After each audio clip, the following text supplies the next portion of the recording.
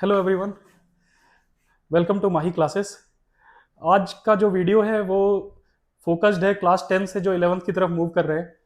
First of all congratulation everyone जिसने भी science लेने का सोचा है क्लास 11th में। तो साइंस में आप पीसीएम या पीसीबी पढ़ेंगे क्लास 11th में। तो आप जब साइंस लेने के लिए आते हैं तो आपने ऑब्वियसली बहुत करेजियस काम किया है। तो हम स्टार्ट करेंगे कि फिजिक्स जो एक लगता है बच्चों को बहुत डरावना सब्जेक्ट है उसको कैसे टैकल करेंगे। ठीक है, क्लास 11th के बच्चे जो जस्ट 10 से अभी आए हैं।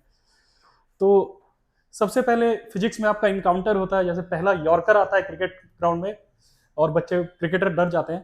तो डरना नहीं है, सचिन तेंदुलकर का बल्ला भी 2.5 किलो का था। 2.5 किलो के बल्ले से उसने जिंदगी भर जबरदस्त गेम खेला, आपको पता है। तो आप सब हमारे लिए सचिन तेंदुलकर हो, मुझे पता है आप लोग कर लोगे। 10th में आप लोग पढ़ते थे, ये क्या होता था, वी वेलोसिटी। ओके, 10th में आपको स्पीड और वेलोसिटी के बीच का डिफरेंस बता दिया गया था। इस क्लास में जब आप आओगे 11th में तो आपके आपके पास आएगा वी, बट उसके ऊपर एक तीर लग जाएगा इस तरह से।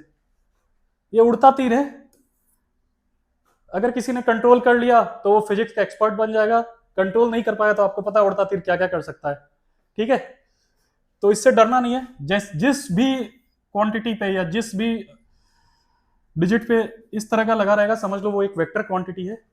और वेक्टर है तो वेक्टर के अपने फॉर्मूलाज होते हैं, इस पे normal arithmetic formula directly apply नहीं होते हैं। ठीक है, इस वेक्टर या ए वेक्टर, इसके साथ आप क्या क्या कर सकते हो मैथमेटिकली, जो आप मैथमेटिकली सोच सकते हो वो सारी चीजें इसके साथ पॉसिबल है, लेकिन इसको करने का एक तरीका है। ठीक है, अगेन ये उड़ता तीर है, इससे बिल्कुल नहीं डरना है। इसका एडिशन होता है, इसका सब्ट्रैक्शन होता है, इसका मल्टीप्लीकेशन होता है।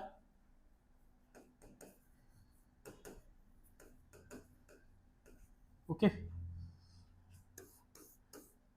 इसके अलावा इसके साथ दो टर्म और रिलेटेड है। फर्स्ट है रिजल्टेंट, सेकंड है रिजोल्यूशन। अगर आपने किसी वेक्टर के ये 5 पॉइंट ढंग से सीख लिए तो आपने वेक्टर कमांड कर लिया। ओके, तो सबसे पहले जैसे आपने 10th में ग्राफ पढ़ा होगा, ग्राफ क्या होता था, ये एक्स एक्सिस ये वाई एक्सिस, किसी पॉइंट को यहाँ पे डॉट सपोज 2,3 है।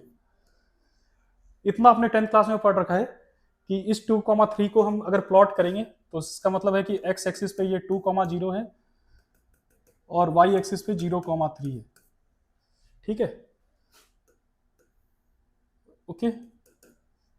अब वेक्टर्स क्या होते हैं, वेक्टर में क्या होता है, इसको इस यूनिट वेक्टर होता है एक यूनिट वेक्टर।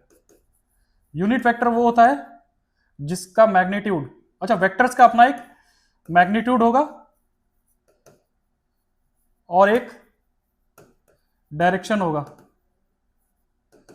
यूनिट वेक्टर क्या होता है, यूनिट यूनिट का मतलब है वेक्टर है बट इसका मैग्नीट्यूड, डायरेक्शन कुछ भी हो, मैग्नीट्यूड 1 होगा, magnitude will be equal to 1।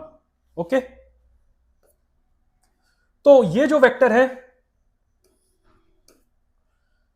X axis की तरफ जो भी वेक्टर होगा उसको हम आई कैप से डिनोट करते हैं। आई सिर्फ एक्स एक्सिस की डायरेक्शन बताएगा, इसको हम 1 से मल्टीप्लाई करेंगे तो ये एक यूनिट वेक्टर है।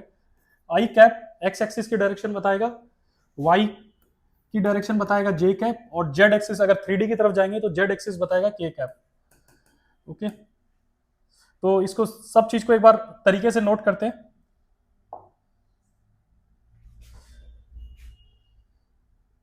Vector means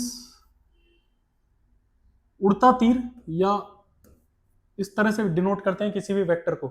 okay,